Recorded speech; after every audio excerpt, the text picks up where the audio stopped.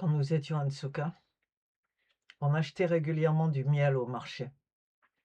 Les vendeuses de miel se trouvaient toutes rassemblées dans un coin du marché. Donc on savait que si on voulait du miel, on allait là, puisque le marché était divisé en secteurs. Il y avait un secteur pour les bouchers, généralement signalé par un grand nombre de mouches. Il y avait un secteur pour les ventes de poissons séchés. Il y avait un secteur pour les couturières.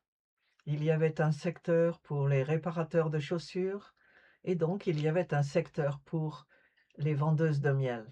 Elles vendaient leur miel dans des bouteilles. Donc elles avaient inséré le miel dans des bouteilles et il n'était que partiellement liquide. Et dans ce miel, on avait encore des morceaux de cire.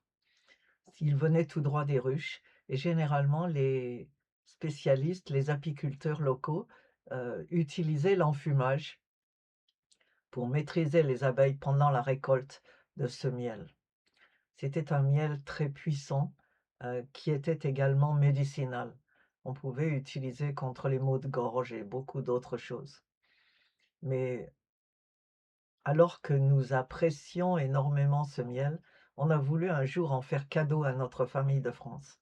Alors on a acheté, heu, je pense plusieurs bouteilles de ce miel et on les a amenées en avion en vacances. Et quand nous les avons donnés à la famille, le l'accueil de ce miel n'a pas été ce que nous escomptions.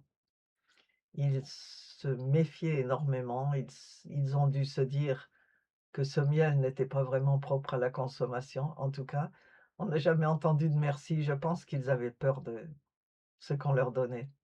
C'était juste un des exemples de ce malentendu permanent qui existe d'une tradition culinaire à l'autre et d'une tradition de nourriture à l'autre.